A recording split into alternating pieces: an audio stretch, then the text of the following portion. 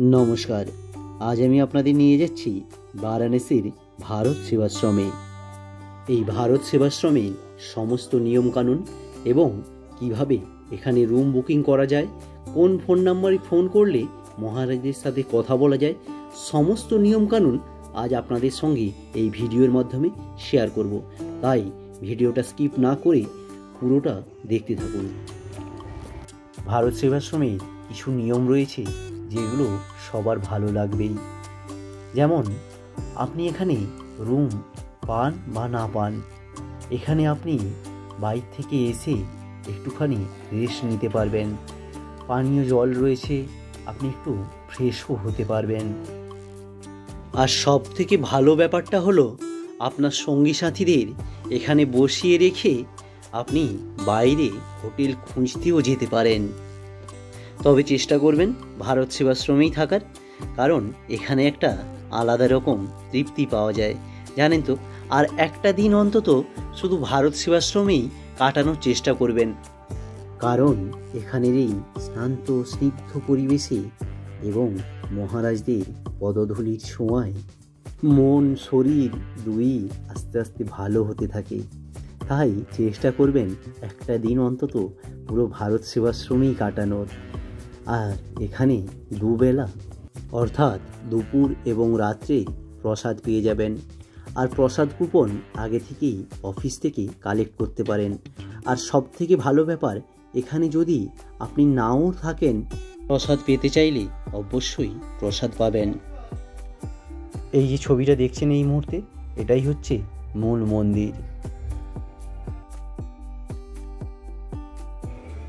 এই যে বিল্ডিংটা দেখছেন, এটা মন্দিরের পেছনের বিল্ডিং।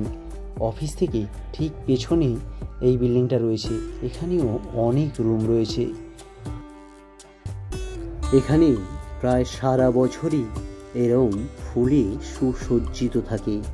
এখানে যে প্রতিদিন পুজো হয়ে থাকে, এই বাগানের ফুলেই সমস্ত পুজো হয়। দুপুরের প্রসাদ পাওয়ার জন্য সকাল 8টা থেকে বেলা 11টার মধ্যে আপনাদেরকে কুপন সংগ্রহ করতে হবে অফিস থেকে। আর যদি কুপন সংগ্রহ করতে নাও পারেন সময় মতো, মহারাজদের অনুরোধ করলে অবশ্যই আপনাদের প্রসাদের ব্যবস্থা করে দেবেন ওনারা। আসলে এখানে সব থেকে বড় সিক্রেট হলো, যদি মহারাজরা দেখেন যে আপনি নম্র ভদ্র সভ্য, তাহলে আপনাদের জন্য সমস্ত ব্যবস্থা করে দেবে। চলুন আপনাদের এবার প্রসাদ কক্ষে নিয়ে যাই। দেখছেন সবাই লাইন দিয়ে একদম শৃঙ্খলা বজায় রেখে প্রসাদ সংগ্রহ করছে এবং সামনেই চেয়ার টেবিল পাতা রয়েছে, ওখানে সবাই প্রসাদ নিয়ে যেয়ে প্রসাদ গ্রহণ করবে। দুপুরের প্রসাদে 2টো সবজি, ডাল এবং পাঁপড় চাটনি রয়েছে। আর আপনি ভাত তরকারি যত খুশি নিতে পারেন, তার জন্য কোনো এক্সট্রা চার্জ হবে না। আর এখানে সন্ধ্যা আরতিটা কিন্তু একেবারেই মিস করবেন না।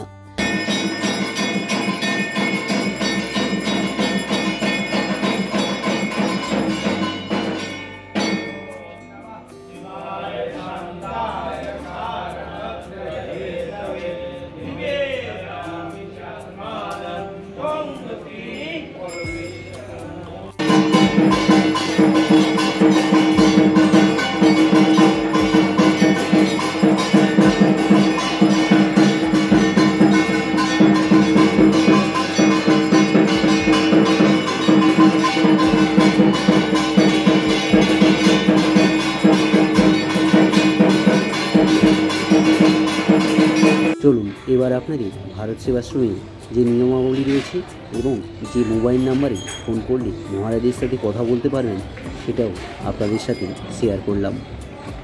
দেখুন।